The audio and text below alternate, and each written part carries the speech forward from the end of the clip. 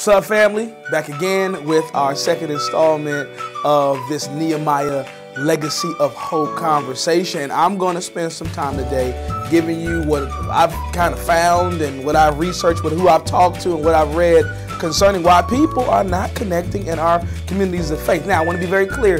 This may not apply to your church. Your church may be busting at the seams, but in the national North American church, we're having some challenges, and I want to talk through maybe some things that we should think about, maybe ways in which we are complicit in people's disengagement. And let me say parenthetically that some people don't want to go to church. They just don't want to go to church. There's nothing that we could ever do that will get them in, but we can't let that margin of people stop us from taking an introspective look to say, look, what could we do better? Where have we maybe missed it? What are the areas of challenges that may have made us culpable in people not being a part of our families and communities of faith? So let me give you a couple of them right now. So, number one, we haven't been transparent or authentic about our stuff. The fact is, we're constantly, in our communities of faith, pretending like everybody's always okay. And let's just be honest, ain't nobody always okay. And so most people come into our place and they're like, look, if everybody's always okay and I'm not always okay, then I don't belong here. So that's the first issue. We got to stop pretending. Number two, community. See, the funny thing is, we think that people don't want to be in community. And what's hilarious is that people actually crave community. They crave being connected with other people. In fact, young people statistically like constant contact. But we don't do what we used to do when the church first started, which was, as Jesus taught us, to continue daily and to live the one another life. That simply means this: us having a heart that says we will spend time breaking bread from home to home, loving each other, and we will one another each other. Meaning, I'm going to love one another, care for one another, bear up one another. It's like 59 of them in the book. Find them, do the research, just Google it. We got to be more of a one another community. Number three, change. People hate change. Everybody seems to hate change in churches. It's like if anything changes, if the carpet changes, if the lights change, if the way which things delivers change, if the doorman changes, if your usher's not there, if we want to sing a new song or sing an old song, or we want to do something faster or slower, people just have a strong resistance to change. And here's the deal: everything in the culture is shifting, and we sometimes have had a static approach to a dynamic culture. And so the reason that sometimes people don't want to be in our fellowship is because they just feel like they're moving and we're not. Number four, disunity and division. Man, we are known more for what we're against than who we're for. And people on the outside of our churches look at us to hear our rhetoric sometimes, and they're like, look, they hate everybody. They don't like this group, that group, those people, these people. And unfortunately, because some, in my opinion, have hijacked the church's name to push a political agenda, the world doesn't realize that Jesus came not to condemn the world, but that through him, the whole world might be saved. Number five, we have taught that the culture is the enemy. And we've taught that everybody that doesn't go to our, not your church, but churches in North America, that everybody doesn't go to our church, part of our faith, they're automatically by default the enemy. In fact, we've taught people how to not be of the world, but we haven't taught them how to live in the world. Paul is teaching, and he said, look, I wrote y'all a letter, and I was telling you not to hang out, with bad people. He said, I wasn't talking about the world, or you'd have to come out the world completely. I'm talking about church people. The fact is, everybody in your job is not the enemy.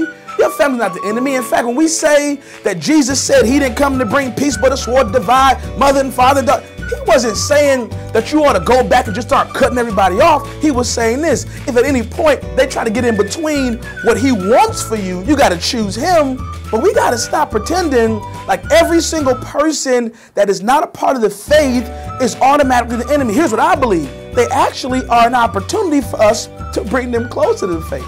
So we got to get rid of that whole everything in culture is bad, everybody's bad, everything and everybody is the devil. It just isn't that simple. 6, we've ceased to be relevant.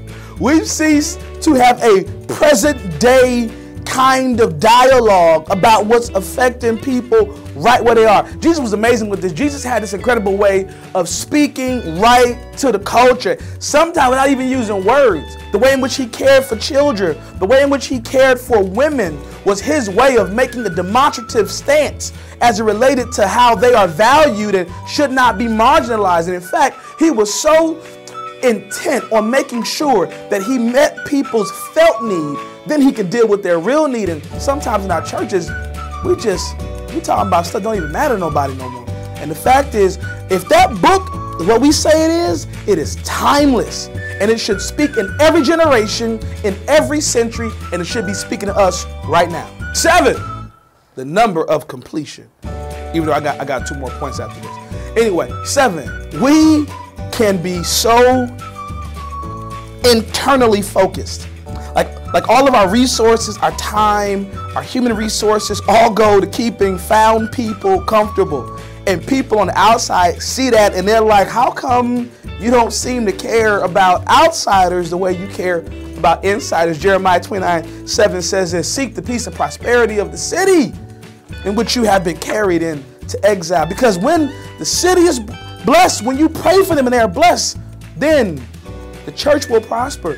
And I think that the world is waiting for us to really care about other people who don't attend the stuff that we have. 8, the number of my birthday, May 8th, 1980. And if you want to send gifts, there's at the bottom of the screen, 9550. Anyway, number 8, we have created a space where nobody feels comfortable asking us questions.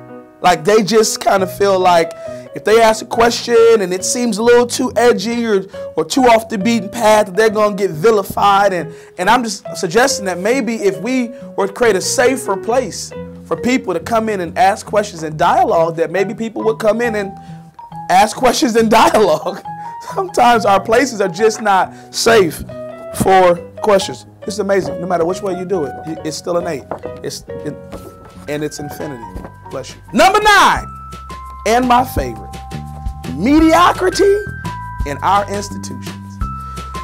Everywhere else in the world where people have placed value on what they do, man, they do it with excellence. And not your church, but in some churches, some of our places, people come in and they see that maybe we don't have the same level of intensity and excellence. You know, we sometimes let people do things that would be better served doing other things.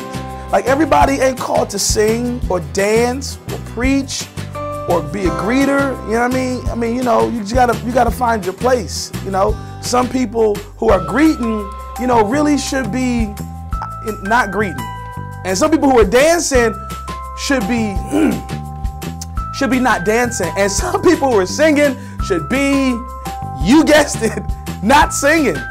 Some people who are preaching should be listening because the fact is everybody has a place, but the best way for us to be excellent is for everyone to be in the place they're called to be and at our full capacity. And I think the world will see how great it is that we have aligned ourselves with our highest and best use. They want to be a part. Because here, let me tell you something. Excellence is a universal language. Everybody speaks it.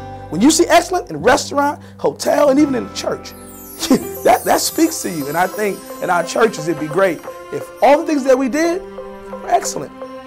That's it.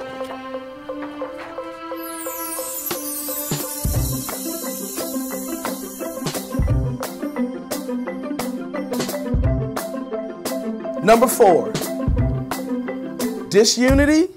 I can't think of what other word. Division. Start again. 5.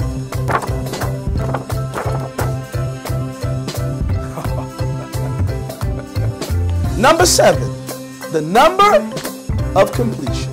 Even though I'm not done yet. Number 7 is that we, I'm sorry.